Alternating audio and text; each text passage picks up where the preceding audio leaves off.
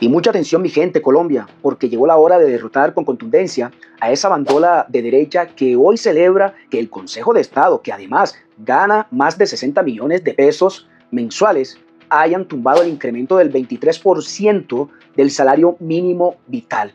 Un aumento totalmente legal, constitucional y además necesario. Pero esta gente de la derecha y esos que se creen uribestias, ni siquiera se leen la Constitución política. Léanla, al menos para que tengan argumento cómo refutar y cómo desvirtuar lo que propone el Estado colombiano a través de su presidente Gustavo Petro. Una vez más, queda claro, no les interesamos como pueblo, solo nos buscan cuando necesitan nuestro voto. Eso está totalmente claro y comprobado. Gobiernan para proteger el bolsillo de los más ricos de este país. Pero bueno, veamos qué dijo el expresidente Ernesto Samper. El Consejo de Estado acaba de tumbar los niveles del salario mínimo adoptado por el gobierno. El salario mínimo no es un invento de Colombia, existe como un salario vital definido internacionalmente. ¿Qué es el salario vital? Es el salario que le permite a una familia comprar la canasta familiar, que a su vez es el conjunto de bienes y servicios que consume una familia en promedio al mes o al año. Por eso hay que hablar es del salario familiar. Pues bien, Congreso y partidos tradicionales, analicemos esto con personalidad y equidad. Necesitamos sí o sí cambiar y depurar ese Congreso lleno de ratas que se oponen a que el pueblo se le reconozca algo más y que mínimamente se le dé dignidad. Pues esos mismos que siempre han estado en contra del más humilde y que hoy, sin vergüenza alguna, están haciendo política y campaña con el más necesitado. No son más que unos oportunistas a los que usted y yo debemos decirle no, ni un voto más a los partidos tradicionales, porque no buscan mejorar la calidad de vida del pueblo colombiano. Buscan, por el contrario, engordar las fortunas de quienes financian sus campañas, porque eso todos lo sabemos y usted creo que no es la excepción cómo llegan estos personajes al Congreso. Por eso, a continuación, les traigo el testimonio de un verdadero empresario extranjero y feliz de expandirse, de crecer en Colombia en un gobierno de izquierda liderado por el presidente Gustavo Petro. En el caso nuestro es que ya aplicamos el incremento y estamos trabajando como empresa para crecer, para vender más, para poder, absorber eso. No se está haciendo un recorte por esa razón, no lo tenemos pensado ni en mente, al contrario. Lo que sí hemos hecho, porque no solamente es el 23% del salario, eso afecta a los diferentes niveles, es una plata que le entra a nuestros compañeros y compañeras, y con eso lo que estamos hablando es que nos tenemos que comprometer todos juntos para seguir creciendo, que es la forma de poder absorber eso tranquilamente y ir para adelante. Pero la empresa está enfocada en generar oportunidades, en ser el mejor empleador del país, en ser el mejor primer empleador del país, en ser un empleador que también mueve la aguja en cuanto a empleabilidad, porque somos muchos, somos más de 30.000, cerca de 33.000. Entonces, nosotros aplicamos y nos comportamos al pie de la letra de la ley y de todo. O sea, claro. Entonces, y ahora lo que toca es crecer, vender más y todo para poder dinamizar la economía y que eso sea algo al final que genera crecimiento. Economía real, mensaje clave. Y yo me hago la pregunta, ¿será que es el único empresario que entiende algo tan básico? ¿O cómo es la cosa?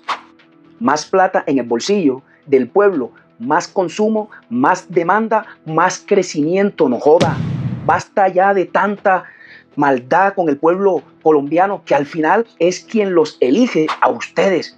Digan la verdad, sean coherentes, la doble cara de la derecha. Pero ojo a esto también. Ahora vemos a los mismos que se opusieron al aumento del salario mínimo salir a decir que no están de acuerdo con tumbarlo, que eso no puede pasar, que hay que sostenerlo, que ellos quieren más salario y menos impuestos cuando ellos se han opuesto a todo eso. Pero veamos al maestro del cinismo. La sentencia también generó un caos político, al punto de los hoy candidatos de la derecha que en coro condenaron el aumento, ahora están al unísono pidiendo que no se revierta. La decisión del Consejo de Estado de suspender el decreto del salario mínimo convirtió a esta figura en otro actor político en plena campaña electoral. Candidatos al Congreso y a las consultas populares tomaron este tema como punta de lanza, a pesar de que en el pasado lo criticaron. A mí me da mucho miedo eso. Por ejemplo, a ella no le sirve este aumento del salario mínimo. Y en la habitación de ella está el 55% de los colombianos. Todos nosotros no nos hemos opuesto ni nos opondremos al aumento del salario mínimo. Menos impuestos para los emprendedores y buen salario mínimo. La precandidata del uribismo, Paloma Valencia, también vio que el salario mínimo ahora sí es conveniente. Lo que hace es darle la noticia mentirosa a los colombianos de que los enriquece. Nos recuerda a Chávez, que tanto le prometió la riqueza a los venezolanos y que destruyó su economía. Buscan éxitos electorales, buscan garantizar tu voto, que te sientes feliz de tener mayores ingresos sin saber que los ingresos serán pasajeros. Le exigimos al gobierno que presente ya las modificaciones al salario mínimo que exige el Consejo de Estado, porque no podemos permitir que la ilusión de miles y millones de colombianos de tener mejores salarios vaya a terminar nula. Mauricio Cárdenas, que en principio cuestionó el 23,7%, ahora les pide a sus competidores que no lo dejen bajar. Le propongo a los miembros de la Gran Consulta por Colombia, los 9 candidatos, que hagamos un acuerdo político para que no se eche para atrás el incremento del salario mínimo. Y esto les va a dar los votos, pero nos va a generar los problemas. Los colombianos están esperando mejores ingresos, mejores salarios. Por esa razón todos tenemos que trabajar para lograrlo. Recurrir al populismo más peligroso, lo estamos viviendo. Aumento de salario mínimo sin sustento. Los políticos que están en carrera a la Casa de Nariño coincidieron que el aumento del salario mínimo fue una estrategia populista de Petro y hoy les parece conveniente adoptar la misma tesis. ¿Sorprende? No, viejito para hablar mondávale. Precisamente, reiteramos, una de las reformas presentada por el gobierno del presidente Gustavo Petro buscaba nada más y nada menos que bajarle los impuestos a las empresas. Y usted, con la bandola de sinvergüenzas, cínicos, descarados, chupasangre y vividores del erario público, se opusieron, viejo mañoso, diga la verdad. Pero bueno, campaña. Y es cuando yo les digo, memoria pueblo, porque así es la política. Pero hombre, seamos serios y sinceros. Es claro, estamos en campaña y no les conviene quedar como los verdugos del pueblo. No van a querer pegarse un tiro en el pie, ¿sí? En decir que está bien que la Corte, que el Consejo de Estado haya tumbado o suspendido el salario mínimo. Pero bueno, no les va a alcanzar. Y aquí es donde entra algo clave. Memoria uribestia asalariado. En ese mismo camino también estuvo el Gatico. Decía que eso sería una hecatombe, que sería el desastre mundial, que tocaba recuperar a Colombia. Y yo le pregunto, ¿a cuál Colombia? ¿A donde ustedes hacen y deshacen? ¿O cuál? Porque aunque digan que vamos mal, ya pocos se comen ese cuento. Hoy, como cosa rara, en él rechaza la suspensión del salario mínimo. Ay, Dios mío, qué oportunista de verdad. Claro, pierde voto. Otra mentira y sinvergüenza, que es lo mejor en él. El salario mínimo no se puede bajar. Ya se lo dieron a la gente, no podemos generarle esa decepción al pueblo. ¿Qué hay que hacer? Hay que buscar bajarle los impuestos a los empresarios. Y así nivelamos la cosa. Todos ponemos un poquito. Yo no tengo problema con eso. Lo pago con gusto. Pero vamos a buscar la solución en donde no se revienten las empresas. El salario hay que mantenerlo. Yo he dado instrucciones a mi empresa que lo paguen. Independientemente del Consejo de Estado lo suspende, sí o no. Pero vamos a proponer una baja de impuestos para los empresarios para que podamos equilibrar. Todos tenemos que poner un poco. Yo creo que con eso nadie pelea. En serio, qué desfachatez. Más ridículo, ¿para dónde? ¿Cuántas mentiras más tenemos que escuchar del gatito de papel? Por eso el presidente Gustavo Petro, en su más reciente alocución, trapeó el piso con el Consejo de Estado para que sean más inteligentes y se lean al menos la Constitución política. De igual manera, invitó a marchar a la ciudadanía para defender el salario de los trabajadores. Y el jueves los espero en todas las plazas públicas de Colombia. Convoca el presidente para defender el salario vital. Porque esto no solamente es argumentos jurídicos que los tenemos todos, económicos que los tenemos todos, de conveniencia que los tenemos todos para el interés general, sino que se resuelve también con la fuerza del pueblo trabajador. Y necesitamos esa fuerza en la movilización que ahora se volverá mucho más permanente, dado que no se puede perder esta enorme conquista histórica de la gente trabajadora de Colombia. Gracias. Y mientras tanto, antes y en esa misma alocución dejó entredicho una jugada maestra que ya tiene a la élite al borde de la locura, ya que puede incrementar un poco más el salario móvil, que significa que no lo pueden desmejorar. Antes, por el contrario, se debe incrementar, y más porque no se puede presentar igual. Así les duela, eso dice la Constitución. Y no les quedará más que decir que ahora sí están de acuerdo con el incremento o bien sea el aumento del salario mínimo vital. ¿Curioso? Pues no. Cuando todos sabemos que se opusieron, eso es una realidad que no la pueden ocultar ni mucho menos negar. Bueno, veremos qué pasa, ¿no? Pero una cosa es segura y clara, el pueblo ya despertó y esta vez no se les puede olvidar. En este momento también entramos ahora en un especial de aquellos que dicen firme por la patria. Yo soy de los que piensa que hay que darle todas las garantías a la guerrilla. Yo sería partícipe que el señor Timochenko no pagara un día de cárcel. Y prefiero a Timochenko en el Congreso de la República. La hipocresía de Abelardo de la Espriella estoy dispuesto a ponerla en evidencia una y otra vez. No puede ser que una vez diga que le gusta o que no le molesta que Timochenko esté en el Congreso y la guerrilla, pero al otro día cambie de opinión porque es candidato presidencial de la extrema derecha. ¿En serio? ¿Esto es lo que a ti te representa? ¿El gatito de papel y la farsa anticorrupción? No, así no. Yo no sé cómo un tipo de esto puede dar garantías y orgullo. El gatito de papel dice luchar contra la corrupción, pero solo ha defendido bandidos y ahora pide darle preventas a los delincuentes. ¿Por qué no legalizar el 10% de los capitales ilegales que hoy están en Colombia por cuenta del narcotráfico, la minería ilegal y toda suerte de delitos? Y le decimos a esa gente, le vamos a legalizar el 10%, usted entrega el 90% de su patrimonio, me paga 3 años de cárcel, yo no lo extradito. Hay gente que ni siquiera está procesada allá y acá, que se metería en ese programa con tal de tener tranquilidad. Es que la tranquilidad no tiene precio, hermano. ¿Sabe por qué no es una buena idea, Abelardo? Porque con los narcos y los criminales hay que hacer justicia, no darles tranquilidad. Jugarle limpio al país es que para los criminales no haya tranquilidad a ningún precio. Ni los empresarios honestos ni los trabajadores honestos de este país quieren más pactos con la mafia. Quieren reglas claras, menos trámites, trabajo digno, acceso al crédito para las micro, pequeñas y medianas empresas y quieren que al que obre bien le vaya bien. No necesitan un presidente que venga a traerles tranquilidad a los mafiosos. Alguien debería darle un premio de dramaturgia a Abelardo de la Espriella, el candidato que hace un tiempo nos llamó a los colombianos desagradecidos, desleales y cafres. Yo no voy a sacrificar a mi familia por este país de desagradecidos, desleales y cafres. Y que hoy se disfraza de salvador de la patria y de la gente. Una completa falsedad. No sorprende su incoherencia. Es el mismo que decía no creer en Dios y ahora posa como su elegido. Esto es Isaías 41, versículo 10 al 13. El mismo que habla de soberanía nacional mientras pide validación externa. El mismo que se vende como outsider anticorrupción a pesar de sus alianzas históricas. El mismo que calla cuando se le recuerda su confesión de jugar con gatos y pólvora. Agarraba un gato, le poníamos 5 voladores. Y yo quería que el gato volara, no se levantaba sino como a esta altura. Definitivamente, Abelardo es un posador y eso nos indigna. Hoy se envuelve en la bandera y grita firmes por la patria después de habernos llamado a todos desleales y cafres. Por eso no le creemos, porque es un candidato que no es parte del pueblo. Al pueblo lo mira por encima del hombro. Ese desprecio confirma su complejo de superioridad y no nos representa. Pero no es raro, Abelardo pertenece a esa escuela de políticos que se inventa un disfraz popular para luego gobernar de espaldas al pueblo. Y esta estrategia no es nueva. Otros de esa misma escuela se han vendido como del pueblo o como cercanos y empáticos, pero lo único real es el daño que le han dejado al país. Se les cae su máscara de grandes patriotas. Ellos han hecho que el sistema deje de funcionar para la gente y lo pusieron al servicio de unos pocos. Para que esto funcione nos toca a los ciudadanos recuperar la política y devolverla a quienes sí sienten y viven este país. ¿En serio? ¿Eso te da orgullo? No jodas, apague y vámonos. Pero ahora vamos para el escándalo de las firmas. El gatito de papel se le ocurrió la brillante idea de falsificar firmas.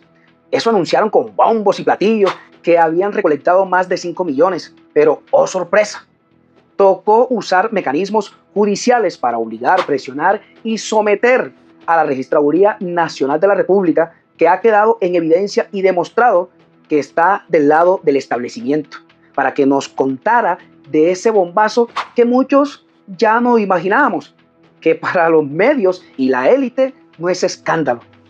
Claro, porque se trata de su candidato. ¿Ustedes se imaginan si eso hubiera sido un candidato del progresismo? No me quiero imaginar. Pero veamos el informe de RTBC. El candidato de la extrema derecha, Abelardo de la Espriella, fue denunciado hoy por su antiguo cliente David Murcia, fundador de la pirámide DMG, que se siente estafado por su ex abogado. Al mismo tiempo, la periodista Cecilia Orozco reveló que el 62% de las firmas que presentó para inscribir su candidatura fueron rechazadas por la registraduría. Y sin consecuencias. En su columna en El Espectador, la periodista Cecilia Orozco denunció hoy que a Abelardo de la Espriella le anularon el 62% de las firmas con las que inscribió su candidatura ante la Registraduría Nacional. Cecilia Orozco dijo que de esta manera se achica el espécimen mayor de los felinos y su dimensión queda reducida a la de un cachorro. Las reacciones en el mundo político fueron diversas. De 5 millones, 3 millones de firmas chimbas falsas, menos mal que antes de que cometan el error de elegirlo la gente sabe quién es el que hace trampa. Y vaya que ha salido un tigre de papel, tramposo. Se acaba de conocer que lo que presentó como un gran fenómeno de 5 millones de firmas eran chimbas, tramposo, es un tigre de papel. acompañan y respaldan. No, yo audité todas las firmas de nosotros. Tú mismo las auditaste. Eso nos deja mucho más tranquilos. De algo sirve ser abogado. Dirás, mal abogado. Hasta David Murcia te denunció por estafa. Eso es más falso que una moneda de cuero. Asimismo, quien aspira a dirigir los destinos de la nación recibe una demanda ante el Consejo Superior de la Judicatura porque su práctica profesional está cuestionada, porque se pudo quedar con dineros de uno de sus contratos. Con esas calidades, la candidatura de Abelardo de la Espriella no es la candidatura que podría garantizar una conducción democrática de la presidencia de la República. Otros candidatos guardaron silencio porque, según el informe de la registraduría, además de Abelardo de la Espriella, de los 15 aspirantes habilitados por firmas, varios se presentaron con autógrafos o identidades que no se pudieron validar, como Carlos Caicedo, Aníbal Gaviria, Mauricio Liscano, Claudia López y Vicky Dávila, entre otros. Pero ¿qué confianza puede dar esta godorria? Porque es que yo no soy uribista, yo soy un hombre libre, porque yo no soy perro de nadie. Ese es mi gran baluarte. No, señor, no, señor. Ahora bien, mi uribismo no está en duda. Yo soy más uribista que Doña Lina, que Jerónimo y Tomás. ¿De acuerdo?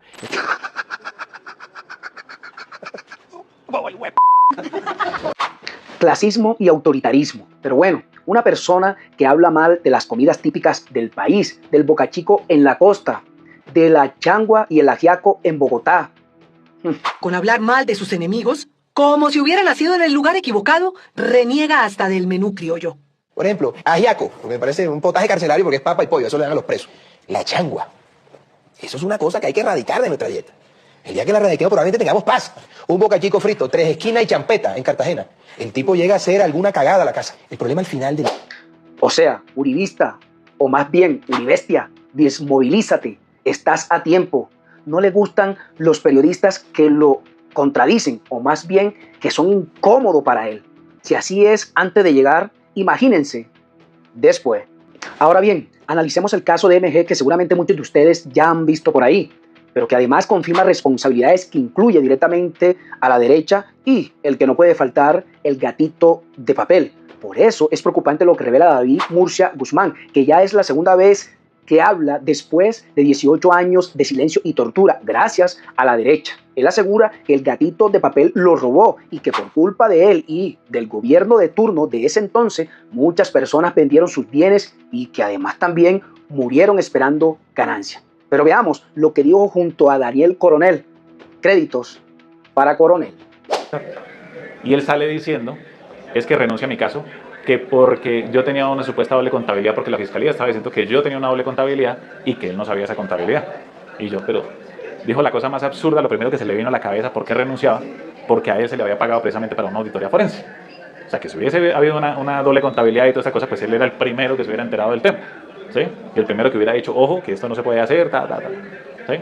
Entonces, dijo cualquier estupidez con tal de dar una justificación de por qué estaba renunciando a mi caso después de que me dejaron preso, después de que él no alegó que yo había sido capturado ilegalmente, que no existía una extradición legal, que no existía nada. O sea, que yo estaba en Panamá en el momento de esa captura ilegal. ¿Él no discutió ni el lugar de la captura ni el día de la captura? Nada. Se quedó callado y tuvo mucho tiempo porque desde el momento que a mí me presentaron ante la juez de control de garantías hasta que ella tomó la decisión, demoramos como unas 4 horas. Y yo me imagino el conflicto de intereses o la cabeza como su ética profesional, su todo, esa señora, quién sabe qué le ofrecieron a la jueza, que estuvo en ese tema de control de garantías, que se demoró tanto tiempo en tomar la decisión. Porque como mi caso era tan público, no había un juez que pudiera decir, ay, es que yo no he visto el caso de David Murcia Guzmán, no vi que lo cogieron en Panamá. O sea, no había un juez que pudiera decir, no, es que yo no sabía. Entonces yo me imagino ese conflicto que le causó a ella, tener que aceptar que le estaban presentando que yo fui capturado en Cartagena, cuando en televisión y en todos los medios estaban mostrando como un reality show que había sido capturado en Cartagena. Entonces yo creo que por eso fue que se demoró tanto. Y todas esas 4 horas, el hombre estuvo ahí y en vez de renuncia exactamente cuando la juez dice, queda a disposición del IMPEC, no sé qué, para la picota. Ahí sí renuncia. O sea. Está claro que dijo públicamente que era porque usted tenía una contabilidad que él no conocía y que se le había revelado mágicamente ese día de la captura. Esa fue la explicación pública. ¿A usted en algún momento le dio una explicación de por qué estaba renunciando? A mí ya me lo dijo después me visitó a la picota y me dijo ya... Aquí en la cárcel, en la misma cárcel en la que estamos. Y ya me dio la razón por qué, ¿sí? En privado. Pero públicamente salió a decir ese tema, ¿sí? ¿Y cuál fue la razón que le dio en privado, señor Murcia? Él alegó que era que supuestamente lo habían amenazado desde el gobierno. que si él no hacía lo que ellos le decían, entonces lo iban a matar, a él y a su familia, toda esa cosa, y que le van a hacer su vida a cuadritos y toda la cosa. Entonces me dijo, no, mire que me tocó, yo cuando he andado en camionetas blindadas, cuando yo con escoltas, David, ¿sí? Y ahora me toca andar, que es que con camioneta blindada me tocó contratar escoltas, gente armada y toda la cosa, que es que para que me cuiden, David, ¿sí? Me tocó por las amenazas, que no sé qué tal, y yo, por favor, ¿sí? Ya se sabía que era lo que había pasado era que él había recibido prebendas y él había recibido una cantidad de cosas por parte del gobierno, que de hecho ahí está mucho dinero involucrado ahí también, porque si estaban dando el 5% o el 10% a personas que entregaran cosas que de pronto eran de DMG, ¿sí? Entonces a él cuánto le dieron también de todo el dinero que se incautó, por ejemplo, siendo que había unas bodegas donde se transportaba el dinero, que era de Trasval, de la transportadora de valores de la empresa, donde funcionaba toda la custodia del dinero en efectivo. Nosotros hacíamos todo ese transporte totalmente legal y se reportaba a la UIAF para que no hubiera ningún problema de lavado de activos, porque dentro de esa persecución de algunos bancos, pues no me dejaban, digamos, tener la plata en cuentas bancarias, sino querían era acorralarme hasta el punto en que se convirtiera ilegal todo el movimiento de dinero, pero no le salió bien porque yo pude adquirir una transportadora de valores con todos sus permisos, entonces no necesitaba realmente a los bancos, ¿sí? Y allí había mucho dinero en esa bodega que mágicamente se desapareció. ¿Cuánto dinero calcula los usted que había? 92.000 millones, cuando precisamente en esa bodega debían existir más de 500.000 millones de pesos en efectivo, en esa sola bodega. 500.000. Y en todos los puntos yo tenía cajas fuertes y había era un montaje con mucha seguridad y en cada punto había dinero, porque movíamos, obviamente todo el movimiento económico era en efectivo, ¿sí? Entonces había mucho dinero. O sea, en todas partes. 92.000 millones, Declararon 92.000 nomás. que es menos de la quinta parte de lo que usted dice que había solamente en esa bodega. Lo que había en esa bodega, claro. Entonces, ¿quién se quedó con ese dinero? ¿Por qué se desapareció todo ese dinero? Y todo el que había en los demás puntos. Porque de hecho empezaron a reportar por ahí cositas, pero realmente ahí hubo un desorden y ahí hubo un robo tremendo que alguien tuvo que haberse quedado con ese dinero. Y es que también David Murcia Guzmán, en esa misma entrevista, que es bastante larga, que invito también a que vayan y la escuchen completa, habla de la mano negra. Y todos sabemos que la mano negra que estaba detrás de todo eso eran los banqueros. Y uno de los banqueros, directamente, presuntamente, era Luis Carlos Sarmiento Angulo, que es prácticamente dueño de gran parte del país. Medios, poderes y mercenarios.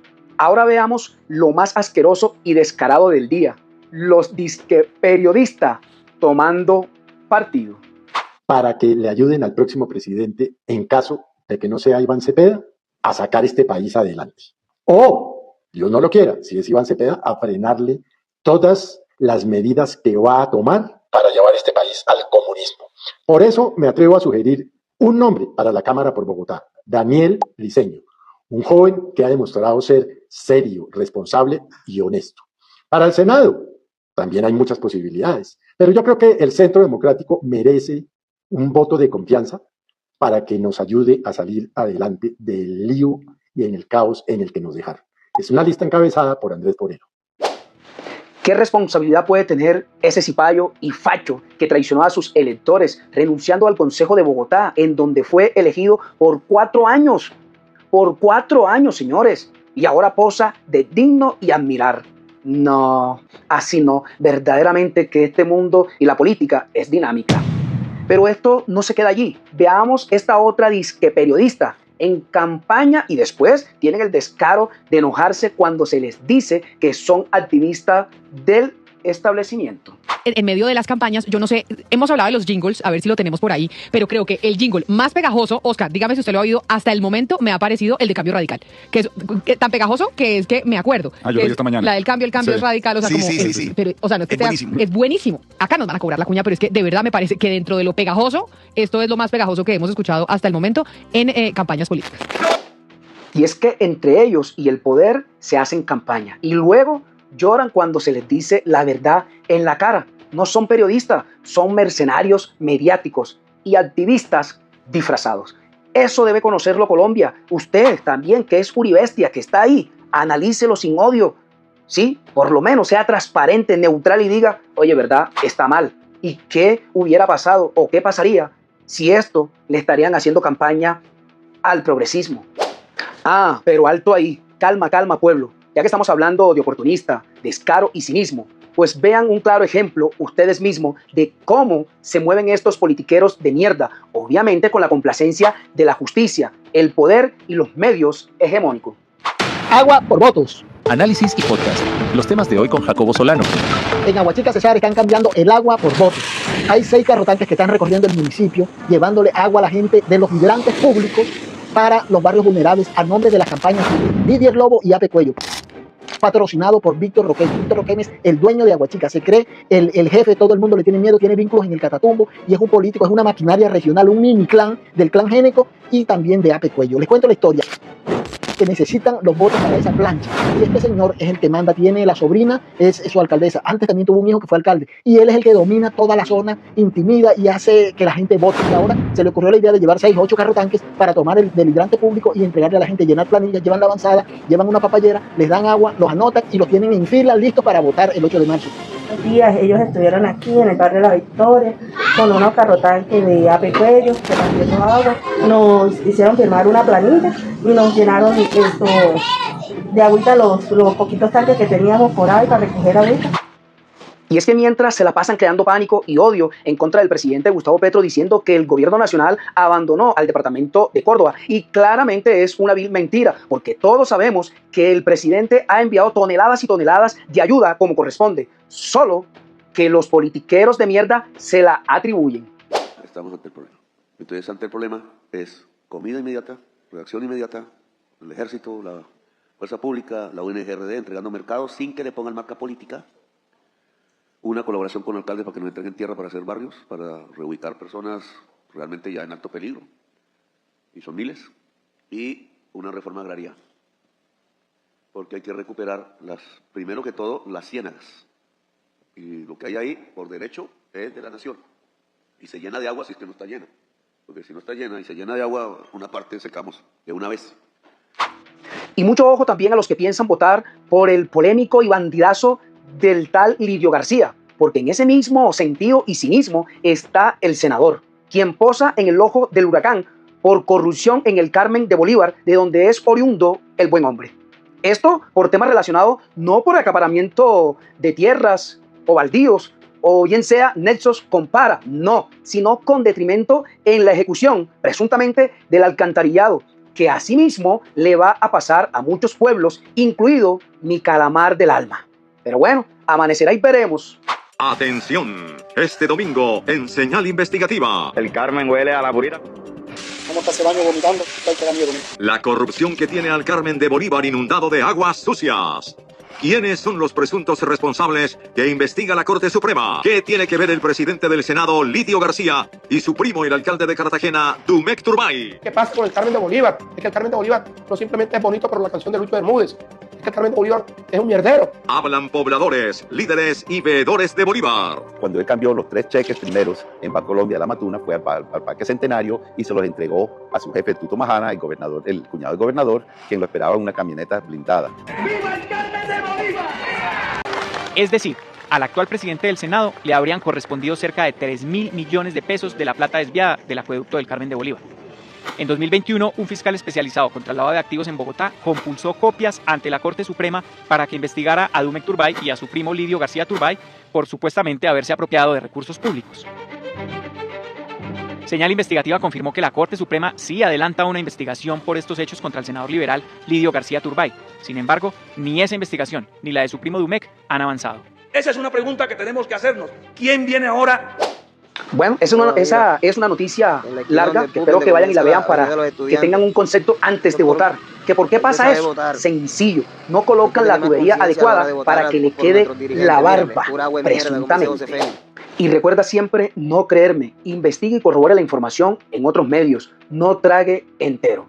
Así que mi gente, yo soy Jean-Pierre Rodríguez con un video más. Nunca lo mires por el lado negativo, sácale lo positivo. Sean felices, Jean-Pierre les dice.